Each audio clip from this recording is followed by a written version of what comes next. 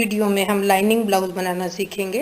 Short sleeve, गोल गला और बाहों पर और पीछे की तरफ भी बॉर्डर है वेस्ट लाइन के ऊपर। लाइनिंग ब्लाउज के लिए लाइनिंग को पहले धोकर सुखाया जाता है और आयरन कर लिया जाता है ताकि सिकुड़न बाद में ना आए ब्लाउज में। अगर ऐसा नहीं करते हैं तो लाइनिंग का जो कपड़ा है वो सिकुड़ जाता है और ब्लाउज की फिटिंग में प्रॉब्लम आती है। लाइनिंग के साथ ब्लाउज बनाने के लिए आपके पास जो सादा ब्लाउज का पेपर पैटर्न है वो भी इस्तेमाल कर सकते हैं, या फिर सिलाई के लिए जो एक्स्ट्रा कपड़ा लिया जाता है वो जोड़कर दूसरा पेपर पैटर्न भी बना सकते हैं, ताकि आप वो एक्स्ट्रा जो कपड़ा लेना चाहिए सिलाई के लिए वो लेना भूल न जाए।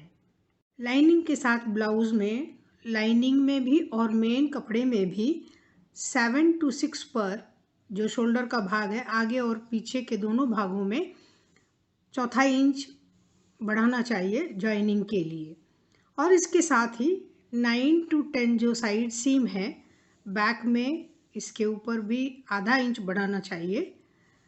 इसके साथ ही आगे के भाग में भी 9 to 12 तक बढ़ाएंगे आधा इंच, और इसके साथ ही बेल्ट पार्ट में भी 12 to 10 में आधा इंच सिलाई के लिए बढ़ाएंगे।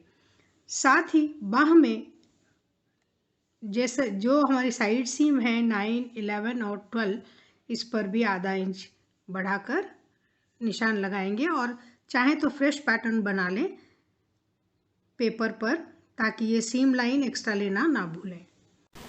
इस तरह से पहले पेपर ड्राफ्टिंग बना लेंगे। ये पीछे का भाग है, ये आगे का भाग है और ये छोटी बाँह है।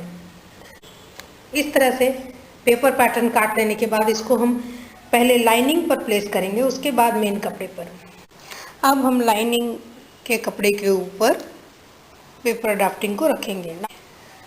सबसे पहले बाँह को रखेंगे।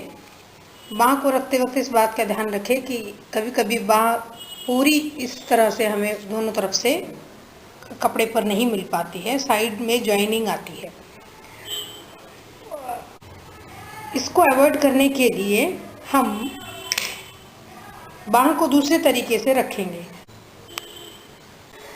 कपड़े को पूरी तरह से खोल लेंगे और खोल लेने के बाद इस तरह से हमें बाँह की लंबाई के हिसाब से लाइनिंग को मोड़ लेंगे, और उसके बाद स्लीव को इस तरह से रखेंगे तो पूरी स्लीव इस तरह से मिल जाएगी। अब पीछे के भाग को कपड़े के फोल्ड पर इस तरह से रखेंगे और मार्किंग करके काटेंगे। इसके बाद इस तरह से दो आगे के भागों को रख लेंगे। ये एक आगे का भाग है और ये दूसरा भाग है, इस तरह से मार्किंग करके रखा हुआ है। और वेस्ट बेल्ट के दो भाग चाहिए, एक हमने मार्किंग कर रखा है और एक पर पेपर पैटर्न रखा हुआ है। अब लाइनिंग के पर काटने के बाद मेन कपड़े के ऊपर हम इस तरह से पेपर पैटर्न रखेंगे।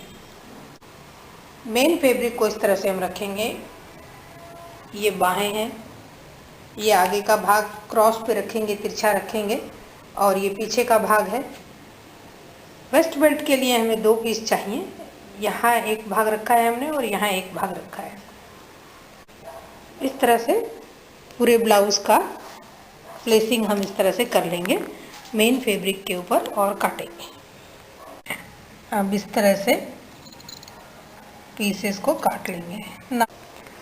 इसके बाद हमने कुछ स्ट्रिप कट करी है, कुछ ये हुक प्लैकेट्स है दो, एक 1.5 इंच और एक 2 इंच का हुक प्लैकेट है सामने का भाग फिनिश करने के लिए, हुक लगाने के लिए। एक सीधी 1.5 इंच चौड़ाई की पट्टी है पीछे के कमर के भाग को फिनिश करने के लिए, और तिरछी पट्टियां हैं गले को फिनिश करने के लिए। सो इस तरह से पट्टियां काट कर तैयार रखें।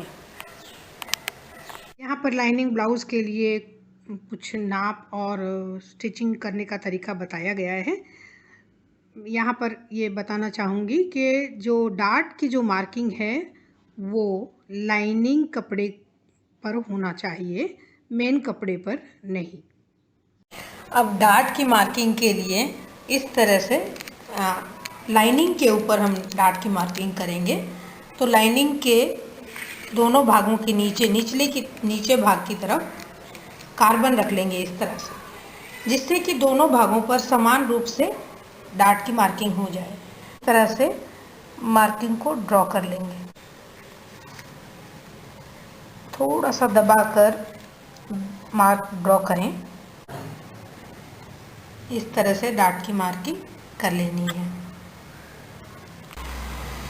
अब आगे के भाग पर इस तरह से ये डार्ट की मार्किंग करेंगे। इसके लिए नीचे के लाइनिंग के ऊपर सिर्फ डार्ट की मार्किंग करनी है। नीचे इस तरह से कार्बन लगा लें और इसके बाद दोनों लाइनिंग के भागों को रखें और उसके ऊपर फिर कार्बन को इस तरह से लगा लें और उस सबसे ऊपर पेपर पैटर्न को रख लें।